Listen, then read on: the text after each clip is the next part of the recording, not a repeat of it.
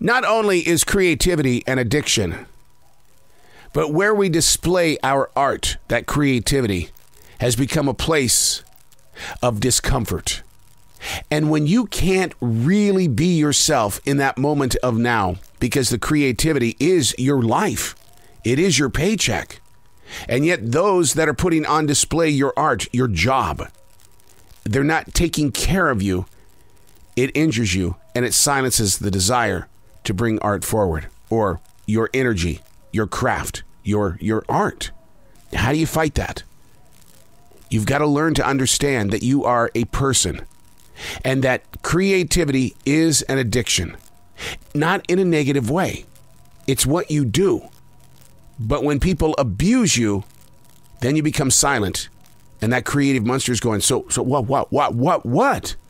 Unplugged, because we will always say yes to creativity, totally uncut, because we all make mistakes. So turn it into a tool. This is Arroe Unplugged. I think it's time we have a conversation, an open one. One that might be a little bit deeper than what we dug into back in March of 2020 at the start of this pandemic. One that says, hey, my name is, but I don't want you to forget what I am. I can't be bent in the way that you think I once was, because the times have changed. We need to have that conversation. There are a lot of businesses that are forcing their employees to come back to the office. You know, you have to prove that you got the shot, or you're going to have to take a bunch of tests. I get that. I totally understand the world of business. I'm not fighting it. I don't want to protest it. All I want to do is I just want to have a conversation. A conversation of, where are you? How are you doing? I embrace you. Is your boss saying the same thing? Last night, you know, our business, it now closes an hour earlier because of the pandemic, because of this Omicron. It's because it's so bad that people just aren't coming to work and they're very sick. And so I was with a young employee last night, and I said, look, here's the situation. They're closing the doors early because they don't have the manpower. You and I have this entire store together. We're on this log here to be present until 10 p.m. The second that we start leaving at the moment that they close the doors is the day that you're going to start losing money. I don't want you at your age to learn how to quit. I need you to step up and let's go to 10 o'clock. It's just 1 hour. But this is the way that I put it. It's only maybe 7 songs, dude. Maybe 8, 9. It's nothing at all. And he totally took that in and said, thank you. Thank you. I don't want to lose money either. Hey, it's Arroe. This is The Choice. This is what I was writing while the sun was waking up on a brilliant new day. And today we're reading from January 14th, 2022. When people are physically and mentally tested, oh my God, they get edgy. It doesn't matter who's standing next to them. Expect there to be emotional missiles.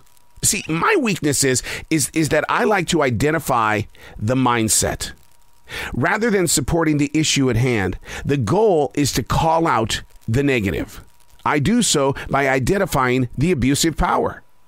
I'm not trying to win a popularity contest. The days of dogs burying their waste are over.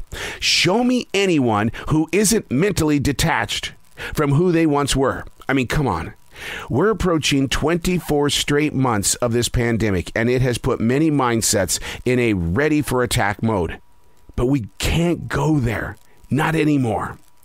The daily goal has got to be that we admit that there are issues, but we've got to generate the energy for a solution. The solutions are out there, but not if the first step is an act to attack. This isn't new. Long before the lockdown, the world of business bullied their employees. To make it stop, those on top have got to find new words that aren't going to infect the morals and ethics of survivors. Make it known when you have been wronged. Whew. Well, that means my resume just was tossed into the trash can. So many people come to LinkedIn. I put this junk up there all the time. And I'm sure as they look at my profile and stuff like that, they go and say, oh, let's see what he has to say.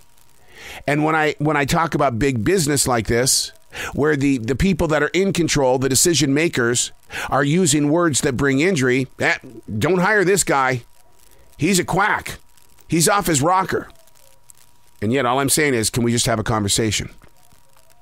The way to bring people back to work is through trust, is through truth.